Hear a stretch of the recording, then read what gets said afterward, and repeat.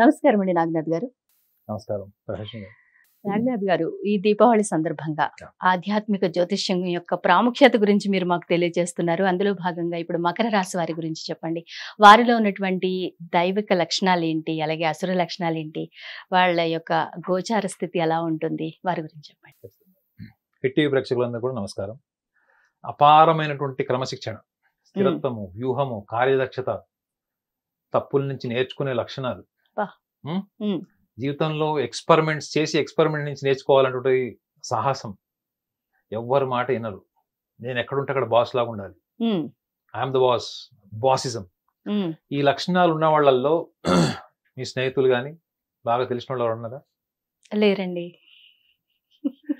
బహుశా ఈ లక్షణాలు మీకేమంటుంది చెప్పండి.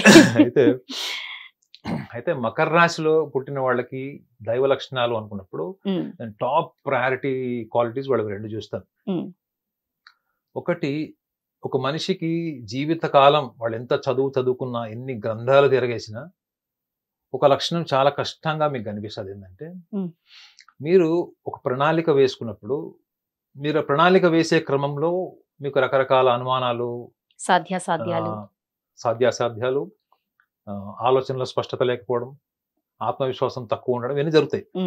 కానీ once you are on the perfection of the plan, అంటే మీకు ఆలోచనలో స్పష్టత వచ్చింది, మీ ప్రణాళిక రెడీ అయింది అని మీరు అనుకున్నప్పుడు ప్రపంచం మొత్తం ముందు నుంచున్న మీరు ఒక్కళ్ళు నుంచొని ప్రపంచాన్ని కన్విన్స్ చేస్తారు తప్ప మీ సిద్ధాంతాన్ని, మీ కార్యాచరణని, మీ యొక్క వ్యూహాన్ని మార్చుకోరు. ఓకే. ఇలాంటి లక్షణాలు మీకు విద్య వల్ల, గ్రంథాలు చదవడం వల్ల, గురువుల దగ్గర అభ్యాసన వల్ల రాదు. ఇది బై బర్త్, అంటే పుట్టుక నుంచి వచ్చినటువంటి సహజ సిద్ధమైన లక్షణం. అది మకర రాశి వాళ్ళకి. అంటే చాలా మటుకు మకర రాశి వాళ్ళకి కొన్ని లక్షణాలు రాస్తారు. ఏంటంటే, వీళ్ళు ఎప్పుడు కూడా నర్వస్ ఉంటారు, వీళ్ళకి వాళ్ళ మీద వాళ్ళకి ఆత్మవిశ్వాసం ఉండదు, నర్వస్ మేనేజ్మెంట్, ఇలాంటి లక్షణాలు ఎక్కువగా ఉంటాయి వీళ్ళకి. వీళ్ళు ఎప్పుడు గతాన్ని మననం చేసుకుంటూ ఎప్పుడు వర్తమానం దూరం ఉంటారని చెప్తారు. మీరు చూడండి, మకర రాశి వాళ్ళని కొన్ని లక్షల మంది చూశాను నేను.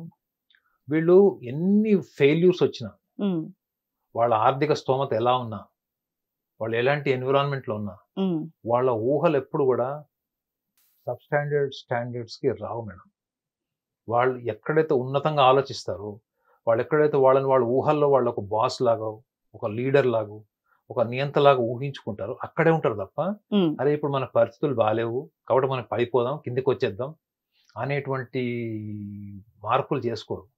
ఎప్పుడైనా మన టైం వస్తుంది, మన అవకాశం వస్తుంది, మన టైం వచ్చినప్పుడు మనమే బాస్ అనేటువంటి పర్సెప్షన్ తోనే వాళ్ళు ఉంటారు తప్ప ఇది పుట్టి ఊహ తెలిసినప్పటి నుంచి ఆఖరి రోజుల్లో అలానే ఉంటారు. అర్థమైంది? సో ఒక రకంగా చెప్పాలంటే it is beyond self confidence, అంటే ఆత్మవిశ్వాసానికి కూడా సంబంధం లేనటువంటి ఒక అతీతమైనటువంటి స్థితి ఇది. అంటే నేను ఎప్పుడో ఒక ఆప్టమిస్టిక్ గా ఏముంటానంటే, నాకంటూ ఒక టైం వస్తుంది, నాకు టైం వచ్చినప్పుడు నేనేంటో చూపిస్తా. ఆ టైం కోసం వెయిట్ చేసే ముందు వీళ్ళకంటూ ఒక ప్రణాళిక, వ్యూహం ఉంటుంది మేడం. అది బయట ప్రపంచానికి ఎవ్వడికి తెలియదు. మనకి ఎగ్జామినేషన్ హాల్లో క్వశ్చన్ పేపర్ లీక్ అయింది అంటారు చూడండి, వీళ్ళ ప్లాన్ మీరు మెడకాయ కోసి ఏం చేసినా గానీ, పొట్ట కోసినా కానీ ఆ ప్లాన్ బయటికి రాదు. అది మీరు యాక్షన్ లో చూడాల్సిందే. అంటే ఎంత వాళ్ళకి సీక్రెసీ ఉంది, ఆ సీక్రెసీలో వాళ్ళకి ఒక ప్లానింగ్, అబ్జర్వేషన్, పర్ఫెక్షన్, వీళ్ళు ఎప్పటికప్పుడు దాన్ని పర్ఫెక్ట్ చేసుకుంటూ వెళ్తారు. కానీ ఒక్కసారి వాళ్ళు దాన్ని ఎగ్జిక్యూట్ చేసేటప్పుడు ప్రపంచం అంతా చూస్తుంది. What my point? అంటే చాలా మంది ఇండస్ట్రియలిస్టులకి, గొప్ప గొప్ప ఆలోచన పరిజ్ఞానం ఉన్న వాళ్ళకి, అంటే ఇండస్ట్రియలిస్టులు అంటే మనకు తెలుసు కదా, వ్యవస్థల్ని వాటిని కూడా అన్నింటినీ కూడా ప్రణాళికాబద్ధంగా తీసుకెళ్లేటువంటి వ్యూహం, అంటే ఎంత ప్లానింగ్, ఎంత పర్సిస్టెన్స్, పేషెన్స్ ఇవన్నీ ఉండాలి వీళ్ళకి. ఇంత గొప్ప లక్షణాలు ఉన్నటువంటి వాళ్ళు, వీళ్ళకి ఆధ్యాత్మిక బలం లేదని ఎలా చెప్తారు? చాలా మంది జ్యోతిష శాస్త్ర గ్రంథాల్లో రాసిన వాళ్ళకి ఆధ్యాత్మిక బలం తక్కువ రాసినటువంటి రాశుల్లో ఇదొకటి. తెలుసా మీకు? తెలియదు. వీళ్ళకి ఆధ్యాత్మిక బలం తక్కువ. వీళ్ళు చాలా మెటీరియలిస్టిక్ పీపుల్. వీళ్ళు భౌతికంగా ఉండే విషయాలను నమ్ముతారు తప్ప వీళ్ళు ఎక్కువగా ఈ పరమార్థ సాధన ఇట్లాంటి వాటి మీద వీళ్ళకి ఎక్కువ ధ్యాస ఉండదు అని రాస్తారు. కానీ వీళ్ళకు ఉండేటువంటి ఆధ్యాత్మిక బలం అంటే లక్షణాలు ఏంటి? ఆలోచనలో స్పష్టత వచ్చే వరకు వీళ్ళు సాధన చేస్తూనే ఉంటారు. ఒక్కసారి ఆలోచనలో స్పష్టత వచ్చినప్పుడు ప్రపంచం ముందు కాదు, భగవంతుడు ముందు కూడా నుంచుంటారు. వెనకడుగు వేయరు వీళ్ళు. వీళ్ళకి వీళ్ళకి రెబెల్ అంటే తిరగబడతారు తప్ప అణుచుకునే సత్వం ఉండదు.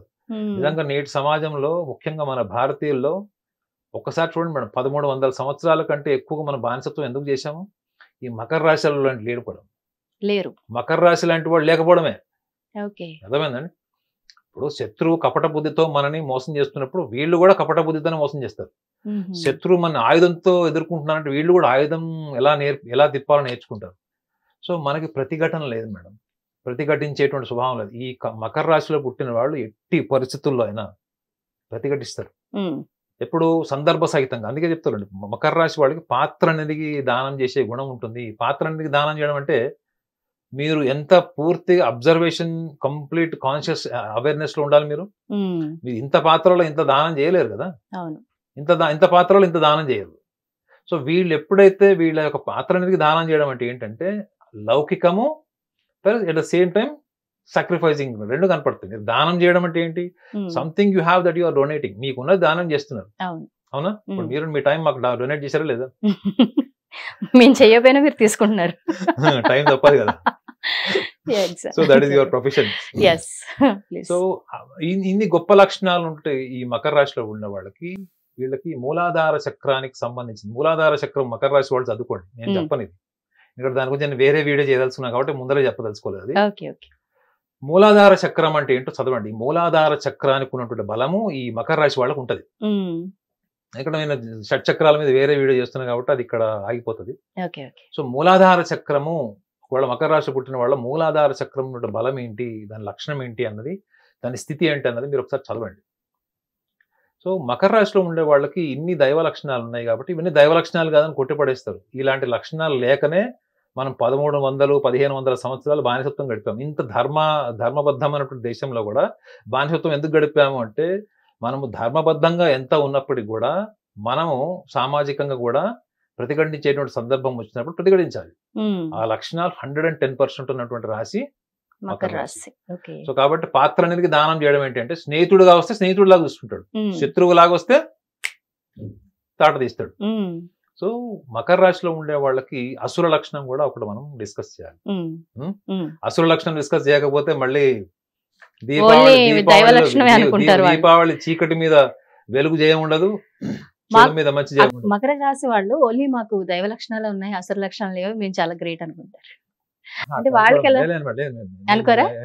వాళ్ళు నేను చూసిన చాలా ధర్మబద్ధంగా ఉన్నటువంటి గొప్ప రాశి మకర రాశి. ధర్మం అంటే ఏంటి madam? What is right, what is wrong, అంటే రైటీషియస్నెస్ ఇస్ ధర్మ. వాళ్ళకి తెలుసు మేడం. చిన్న పిల్లలుగా ఉండే మకర రాశి వాళ్ళు కూడా చాలా మానసిక పరిపక్వత ఉంటది. వాళ్ళకి చిన్నప్పటి నుంచి తెలుసు what is right, what is wrong. వాళ్ళ సెన్సెస్ అంతా పవర్ఫుల్ ఉంటాయి వాళ్ళు. అందుకే చూడండి, మకర రాశిలో పుట్టిన వాళ్ళు 10 మందిలో 8 మంది ఇండస్ట్రియల్ బ్రెయిన్ ఉంటది, బిజినెస్ పీపుల్ ఉంటారు తప్ప ఒకళ్ళ కింద పని చేయడం, యాచించడం, వాడిని ఎంగలార్చడం లాంటి పని చేయరు. ఎందుకు? వాళ్ళ నరనరాల్లో కూడా ఆ యొక్క డామినేటింగ్ నేచర్ ఉంటది.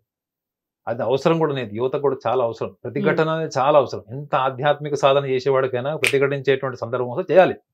మౌనంగా ఉండి ఇంకా దేవుడు చేసుకుంటాడు వచ్చేసి అనుకుంటే మాత్రం కుదరదు. మరి అసుర లక్షణం ఏంటి అంటే వీళ్ళకి మాట పట్టింపు ఎక్కువ ఉంటుంది మేడం. విమర్శని తీసుకోరు, అస్సలు తీసుకోరు విమర్శని. ఇంకోటి, వీళ్ళ ఫెయిల్యూర్స్ ని మీరు అనాలిసిస్ చేయకూడదు. ఇప్పుడు మకర రాశిలో మీరు పుట్టారు, మీరు నా దగ్గరకు వచ్చారు, మీరు వ్యాపారంలో నష్టపోయారు, మీరు మీ పార్ట్నర్ వచ్చారు, లేదా జీవిత భాగస్వామితో వచ్చారు. వీళ్ళలో ధర్మం ఏంటి అంటే, నా రోల్ ఏంటి అన్నది, నేను నా ఫెయిల్యూర్ ఎందుకు అయ్యానన్నది మీరు వాళ్ళ మనోభావాలు దెబ్బతినకుండా చెప్తే పర్వాలేదు.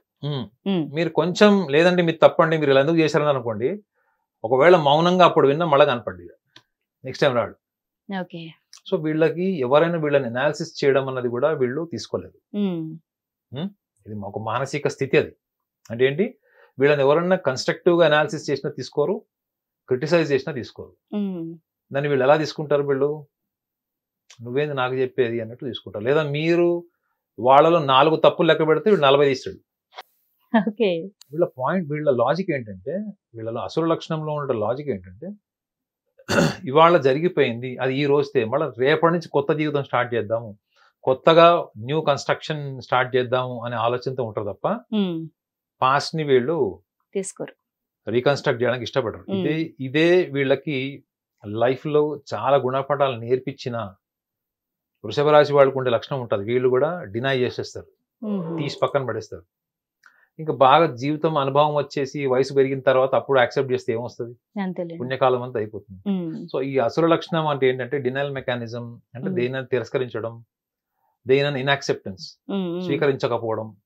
ఈ 2 లక్షణాల వల్ల కొన్ని లక్షల కోట్ల కుటుంబాల్లో వైవాహిక జీవితం సంబంధించి కానీ, బిజినెస్ పార్ట్నర్స్కి సంబంధించి కానీ, వీళ్ళు ఎన్నో సందర్భాల్లో ఉద్యోగాలు చేస్తూ బాస్ దగ్గర విమర్శలు కానీ, టీంలో నుంచి కూడా విమర్శలు వచ్చిన వాళ్ళు చాలా మంది కూడా ఈ యొక్క పరిస్థితుల నుంచి అధిగమించలేక బలైపోయిన వాళ్ళు కొన్ని లక్షలు ఉన్నారు. వీళ్ళ గోచార ప్రభావాలు ఎలా ఉన్నాయి ఇప్పుడు? వీళ్ళ గోచార ఫలం ఏంటంటే మకర రాశి వాళ్ళకి ఇప్పుడు కుటుంబ ధనస్థానం వాక్స్థానంలో రాహు ఉంటాడు, అష్టమ భావంలో కేతు ఉంటాడు, తృతీయంలో శని, ధనస్థానాధిపతి కూడా వీళ్ళకి శని అవుతాడు. మకర రాశికి అధిపతి శని. మరి శని మకర రాశి అధిపతి కావడానికి మకర రాశి వాళ్ళకి శని వక్రి ప్రభావం ఉండదని అనుకోవచ్చు. అర్థమైందా? వడ్డించేవాడు రాజు అయితే లడ్డూలు మనకేం తక్కువ, కానీ ఎవరికైనా ప్రకృతే వాళ్ళకి కూడా అది ఎఫెక్ట్ ఉంటది. సో వీళ్ళకి మెయిన్ థింగ్ ఏంటంటే గురు వక్రి కూడా ఉంటుంది, మళ్ళా అతిచారం కూడా ఉంటుంది నెక్స్ట్ 10th అక్టోబర్ నుంచి 28th డిసెంబర్ వరకు. కాబట్టి వీళ్ళు గమనించాల్సింది ఏంటంటే ముఖ్యంగా ఈ టైంలో అష్టమ భావంలో కేతు కూడా ఉంటాడు. కాబట్టి వీళ్ళు జీవిత భాగస్వామికి సంబంధించినవి ప్లస్ ఆర్థిక పరమైనటువంటి ఇన్వెస్ట్మెంట్స్, ఆల్రెడీ చేసిన ఇన్వెస్ట్మెంట్స్ కానీ, లోన్స్ కానీ, జీవిత భాగస్వామిని వదులుకోవాలి, లివ్ ఇన్ రిలేషన్షిప్ లో ఉన్నవి బ్రేకప్ చేసుకోవాలనుకున్నది ఒకవేళ మే మాసం నుంచి, అంటే లాస్ట్ అంటే 2025 ఏప్రిల్ నుంచి గనక ఏమైనా కొత్త సమస్యలు వస్తే వాటిని పోస్ట్ పోన్ చేసి వదిలేయండి. వాట్ మై పాయింట్, ముఖ్యంగా ఏప్రిల్ మాసం నుంచి ఎస్టాబ్లిష్ అయినటువంటి సమస్యలు వాటిని ఎప్పటి వరకు వదిలేస్తారు? 28వ తారీఖు డిసెంబర్ 2025.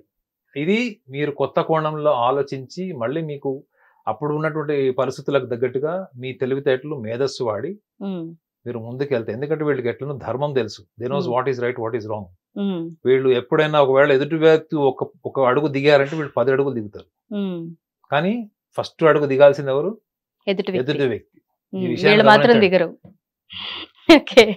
సో కాబట్టి ఈ చిన్న విషయాన్ని గనక వీళ్ళు గమనించి ముఖ్యంగా నరక చతుర్దశి రోజు గనక వాళ్ళు గనక ఈ ఆలోచనతో గనక వాళ్ళు దీపావళి సెలబ్రేట్ చేసుకుంటే ప్రతిరోజు దీపావళి. సూపర్ సూపర్ చెప్పారండి Naganath garu, thank you very much. Hit TV app, ఇందులో short news, live news, entertainment shows, movies, digital magazines తో పాటు మీ జిల్లా వార్తలను కూడా ఫ్రీగా చూడొచ్చు.